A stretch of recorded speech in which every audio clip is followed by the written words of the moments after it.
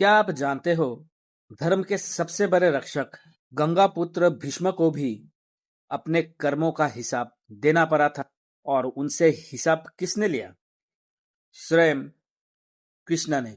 अगर आप सोचते हो कि अच्छा इंसान होने से सब माफ हो जाता है, तो ये कहानी आपकी सोच बदल देगी। ये रील आपको समझाएगी कि कर्म का न्याय कितना गहरा और सच्चा होता है। महाभारत के युद्ध के बाद जब भीष्म पितामह तीरों की शैया पर लेटे हुए थे, तब उन्होंने श्री कृष्ण से एक प्रश्न पूछा। उन्होंने पूछा, हे माधव, मैंने पूरी जिंदगी धर्म का पालन किया, कभी झूठ नहीं बोला, कभी अधर्म नहीं किया, फिर भी मुझे इतनी पीड़ा क्यों मिल रही है? तब श्री कृष्ण मुस्कुराए और बोले, हे भीष्म, आपने इस जन्म में नहीं, पर अपने पिछले जन्म में एक बड़ा पाप किया था। कृष्ण ने बताया कि एक बार भीष्म ने अपने पिछले जन्म में एक छोटी सी जीभ, एक बिच्छू या छोटे से जीव को तीर से छेद दिया था, और उस जीव ने बहुत ही पीड़ा झेली थी।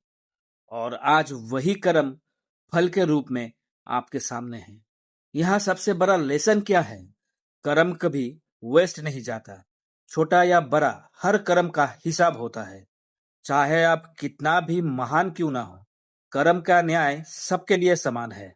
भीष्म जैसे महान योद्धा और धर्म के रक्षक भी कर्म के नियम से बच नहीं पाए। सिर्फ गलत काम करना ही पाप नहीं, कभी कभी गलत के सामने चुप रहना भी पाप होता है। भीष्म ने कौरवों के अधर्म को रोका नहीं, और यही उनके कर्म का एक हिस्सा बन गया। अगर आप चाहते हो कि आपके कर्म आपको दुख ना दे, तो आज से ही अपनी सोच और एक्शंस को सुधारो।